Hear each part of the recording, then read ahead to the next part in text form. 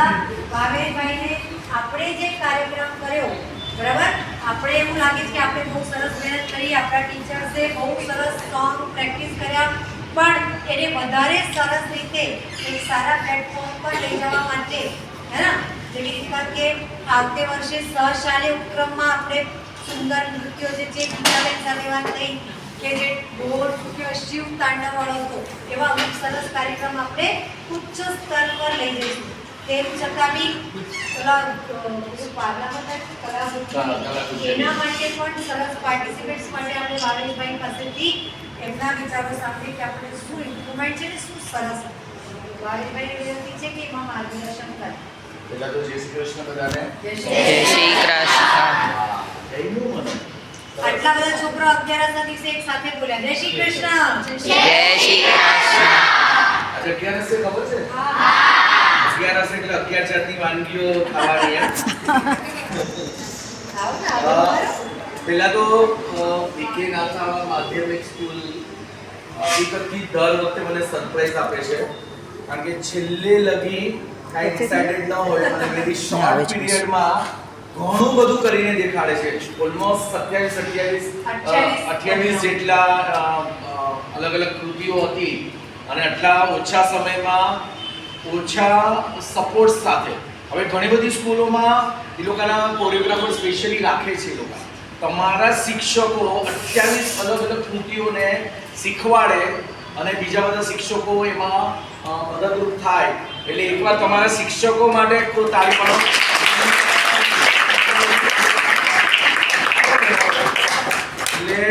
હકીકતથી શિક્ષકોમાં multi talented છે, એના માટે તમે ભાગ્યશાળી છો કે તમારા શિક્ષકોમાં જ એટલી બધી ટેલેન્ટ છે જે તમારે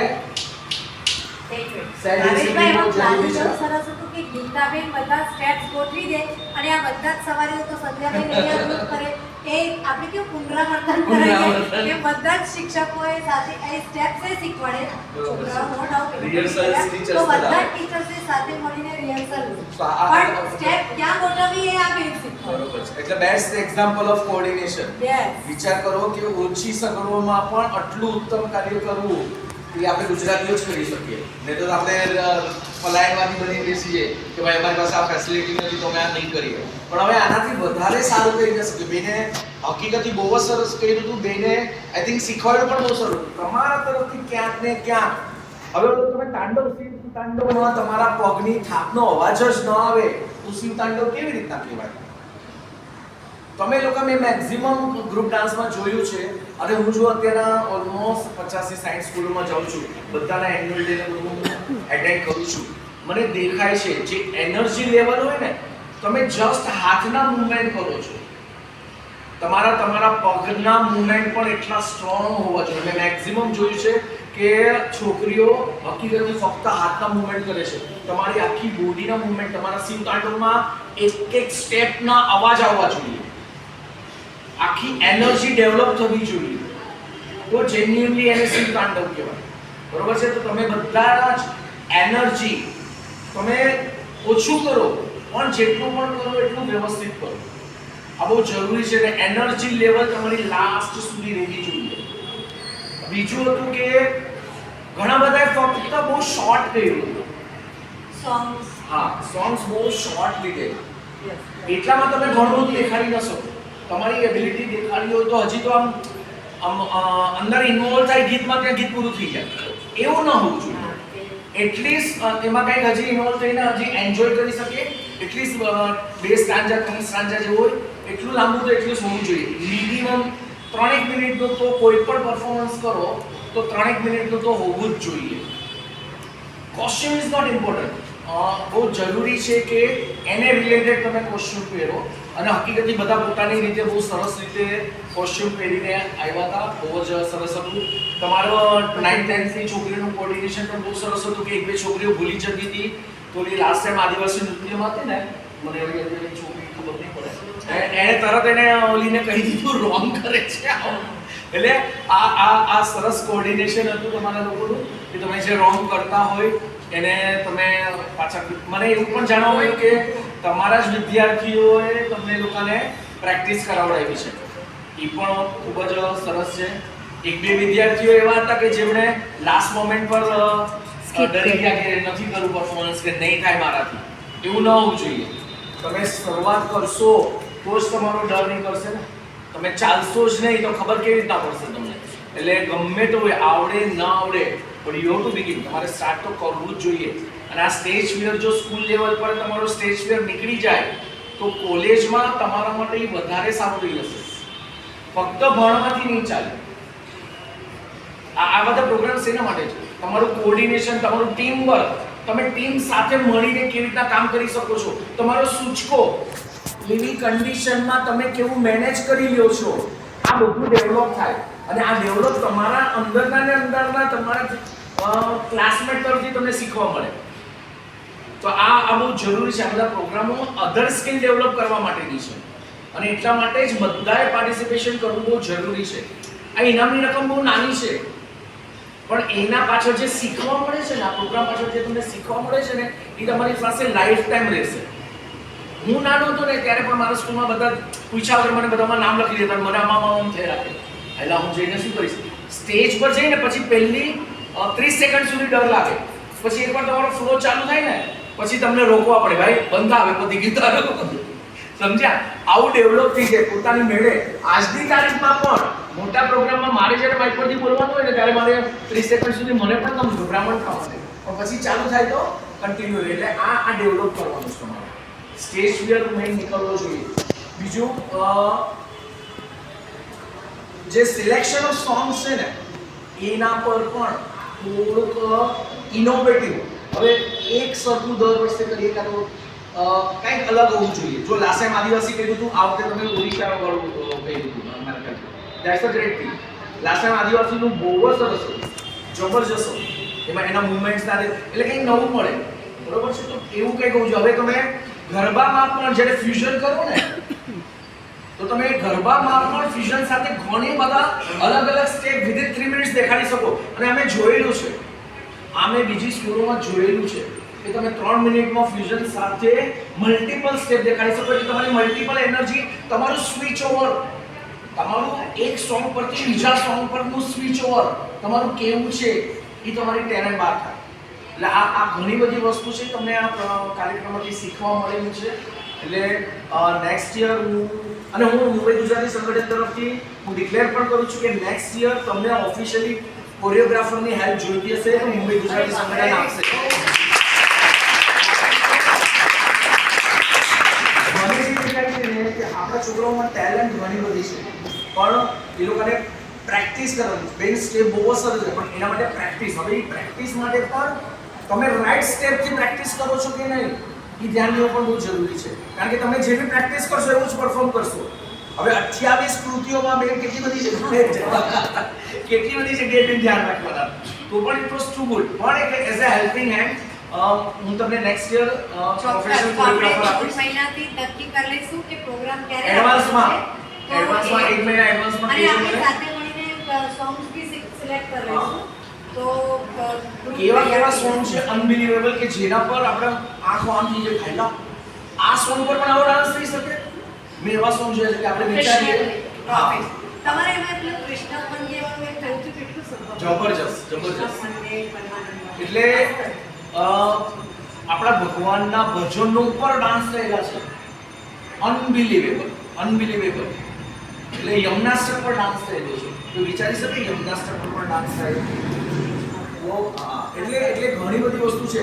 ફક્ત ને ફક્ત ભગવાનના મ્યુઝિકની ધૂન ઉપર મલ્ટિપલ. મેં એવું જોયું છે કે આ જેટલા પરફોર્મર હોય ને લાસ્ટ, હવે આપણે તો અહીંયા એવું લીધું તો નેક્સ્ટ યર આપણે એવું હશે કે તમારા બધા જ વાલીઓ કમ્પલસરી આવશે અને જેટલા પરફોર્મર હતા લાસ્ટ કૃતિ જે હશે એ આખી સ્કૂલના બધા જ એક સાથે પરફોર્મ કરશે. વચમાંના પેસેજમાં, સ્ટેજ ઉપર બધે જ ફરી વળશે. એટલે આખો હોલમાં આ જેટલા 200 છોકરાઓ છે કે 150 છોકરાઓ છે બધા એક સાથે એક કૃતિ પર ડાન્સ કરશે. અને ઈ જોઈને વાલીઓનો જે ઉત્સાહ વધે ને, અનબિલીવેબલ. હકીકત મેં ઓડિટોરિયમમાં આખી સ્કૂલને એક સાથે લાસ્ટ કૃતિ પર જેટલાય પરફોર્મ કર્યું હોય બધા લાસ્ટ કૃતિ એક સાથે કરે એવું પરફોર્મન્સ જોયેલું છે. અને એમાં જે જે મજા આવે તરત ભાગીને કોણે ક્યાં જવાનું છે એ પોઝિશનિંગ લેવાની, બધાય એક સાથે ડાન્સ ચાલુ કરવાનો. અહીંયા સિંક્રોનાઇઝેશન બહુ જરૂરી છે ડાન્સમાં. તમારું સિંક્રોનાઇઝેશન ન જાય, હવે ઓલો આમ જાય તો ઓલો ઊંધું જાય, એક સ્ટેપ પડે પછી બીજાનો સ્ટેપ પડે, આ પ્રેક્ટિસથી જ આવે. અને એના માટે જે સ્લો છે યા તો કોઈ ફાસ્ટ હોય, કોઈ પહેલા તાળી પાડે કોઈ પછી તાળી પાડે, સાથે તાળી પડવી જોઈએ. આ સિંક્રોનાઇઝેશન બહુ જ સુંદર રીતે તમને ડાન્સમાં શીખવા મળે કે તમે તમારી ગતિ તમારા બધાની સાથે મેચ કરવી જોઈએ. એ પછી ડાન્સમાં હોય, ભણવામાં હોય, સાંભળવામાં હોય, સમજવામાં હોય, બધામાં જ કામ લાગે. તમારે પેરેલલ ચાલવું પડે. તો આ પેરેલલ ચાલવાની શીખ તમને આવા બધા પ્રોગ્રામમાંથી મળે. આ બધું જરૂરી છે. એટલે ઘણા બધા એવું લેતા હશે કે આ ફક્ત નાચવા કરવાનું છે, નાચવા કરવાનું નથી. આમાં જે શીખવાનું છે ને એ શીખવા માટેના કોઈ ક્લાસ નથી, અહીંયા જ શીખવા મળશે. એ કોઈ તમને અલગથી શીખવાડી પણ નહીં શકે, એ સમૂહમાં જ શીખી શકશો તમે. એટલે આ બધામાં પાર્ટ લેવો બહુ જરૂરી છે. અને આમાં કોન્ફિડન્સ આવશે તો તમે ઇન્ટર સ્કૂલ લેવલ પર, સ્ટેટ લેવલ પર પણ પરફોર્મ કરી શકશો. અહીંયા હું લાસ્ટ ટાઈમ આવ્યો તો 12 દિવસના દિવસે જે છોકરાએ ઓલો ડ્રમ વગાડ્યો હતો એ દિવસે એને કેમ પરફોર્મ ન કર્યું? શુભમ, હા, કેટલું સરસ હતું. કેમ તે દિવસે પરફોર્મ ન કર્યું? કેટલું સરસ હતું. હા, તો અહીંયા કર્યું તે તો એટલું સારું જ હતું ને. જેવું હતું એવું તો પરફોર્મ તો કરવું હતું ને. તું વિચાર કર, પેરેન્ટ્સની સામે, આટલા બધાની સામે તું પરફોર્મ કરી શકે ને. અહીંયા તે સરસ કર્યું હતું અને તે તાલ સાથે સમજાયું, બરોબર ને, કે આ તાલ છે, આ તાલ છે. પ્રેક્ટિસ પછી પણ થઈ જાય, ઇમ્પ્રુવમેન્ટ પછી પણ થાય, પણ શરૂઆત તો કરી જોઈએ. મેં દિવસે પણ પૂછ્યું કે એ છોકરો કેમ નથી, એટલે નથી એવું આવું જ ન જોઈએ, કરવું છે ગમે તેમ કરીને. કારણ કે પહેલું ડગલું માણસો તો જ આગળ વધશો. અને હકીકતથી બહુ જ સુંદર હતું. નેક્સ્ટ યર આપણે ગ્રાન્ડ સેલિબ્રેશન હતું.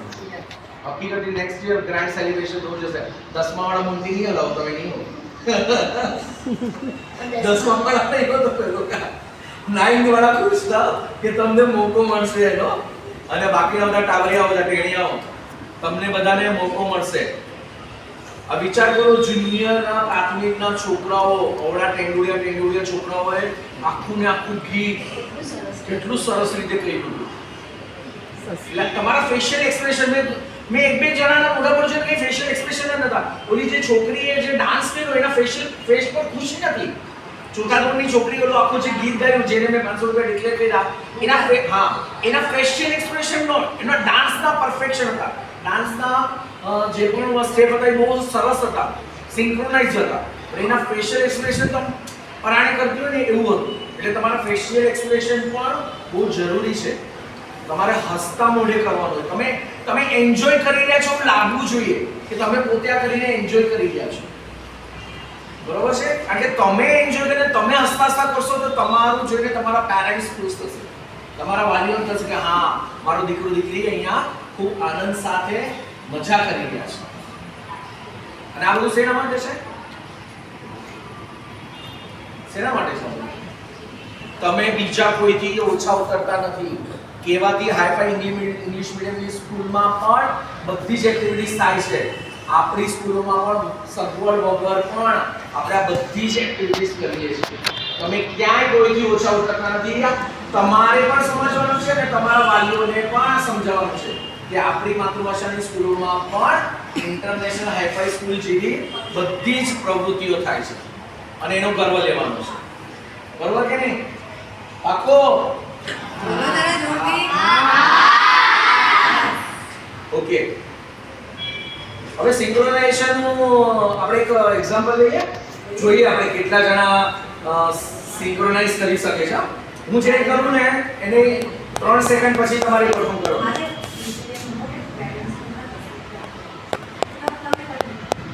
બરોબર છે?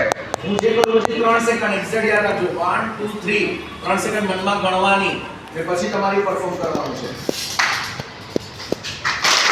જો કેટલા બધાની આડી ઉડી પડી, મારી સાથે બી પડી. મેં તમને 3 સેકન્ડ પછી કીધેલું. હું કદાચ 2 તાળી પાડીને પછી હોલ્ડ લઈને પછી 3 તાળી પાડવાનો હોય, તમે એની પહેલા વચમાં ધક્કો મૂકી દીધું તો કેવી તમારી પછીની સ્ટેપ આવે? આ એટલે લિસનિંગ પાવર તમારો, ઇન્સ્ટ્રક્શનને ક્લિયર કટ ફોલો કરવું જરૂરી છે. તમારું લિસનિંગ પાવર અને તમારી આઈસાઇટ તમને આગળ લઈને જશે. તમે શું સાંભળો છો એ બહુ ઇમ્પોર્ટન્ટ છે. આની પહેલા પણ કીધેલું ને કે મમ્મી તમને એમ કહે કે અંદરના રૂમમાંથી કે મારા કબાટમાંથી ત્રીજા ખાનામાંથી ચોથી તપ્પીમાંથી લાલ કલરનો મારો ડ્રેસ લઈ આવો. હવે તમે ભૂલી ગયા કયા ખાનામાંથી કઈ થપ્પીમાંથી કયા કલરનું. આ ત્રણમાંથી એક પણ ભૂલી ગયા અને ભણતું જ ઉપાડીને આવ્યા તો મમ્મી દેને ઝાપડ. એટલે ત્રીજું ખાનું ચોથી થપ્પી લાલ ડ્રેસ ત્રણેય ઇમ્પોર્ટન્ટ છે. ત્રણમાંથી એક પણ ભૂલી ગયા તો આન્સર રોંગ. એટલે ઇન્સ્ટ્રક્શન તમારી લિસનિંગ કેપેસિટી ઓયો મોરારી બાપુ લાગુ છું ગોર બાપા જેવો છું પણ છું નહીં ગોર બાપા. લિસનિંગ કેપેસિટી તમને ક્યાંય ને ક્યાંય આગળ લઈ જશે. કોઈ કહેશે નહીં કોલેજમાં તમને કહેશે નહીં એ અહીંયા ધ્યાન દો કે સાંભળો. સ્કૂલમાં ટીચરો તમને કહેશે એ ભાઈ ધ્યાન દે તમારા સારા માટે છે. કોલેજમાં કોઈ નહીં કહે. તમારે પોતે તમારી માટે ધ્યાન દઈ અને તમારે શું મેળવવું છે એના પર તમારે કોન્સન્ટ્રેટ કરવું પડશે અને એ તમારે આદત અત્યારના જ કેળવવી પડશે. ઓકે, હવે મને આખી સ્કૂલનું સાથે જોયા. Very good.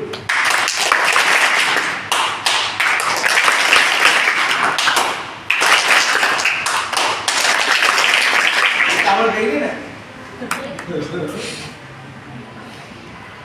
વેઇટ પૂરું કરજો.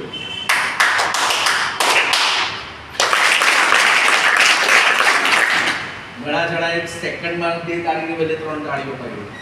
બરોબર, ગણવાની સાથે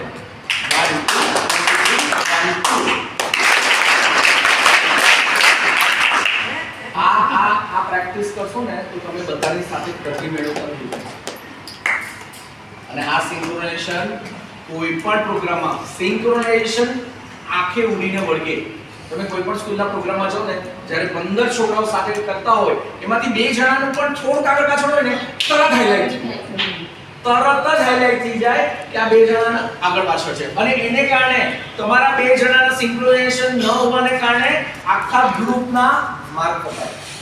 જો તમારે સ્ટેટ લેવલ પર ઇન્ટર સ્કૂલ લેવલ પર તમારે જો પ્રાઇઝ મેળવવા હોય ભલે સિમ્પલ કરો, ભલે કોસ્ચ્યુમમાં પૈસા ન નાખો, પણ તમારું સિંક્રોનાઇઝેશન પરફેક્ટ હોય, સ્ટેપ પરફેક્ટ હોય તો એક સાથે બધા નાચતા તો જોઈને મજા આવે. એટલે આ પ્રેક્ટિસ બહુ જરૂરી છે સિંક્રોનાઇઝેશન. બરોબર છે? એના પર ખાસ ફોકસ કરજો. ઠીક છે? હવે આપણે બધાને ઇનામ આપી દઈએ. પહેલા તો છે ને સર માટે બહુ જોરથી તાળીઓ પાડો.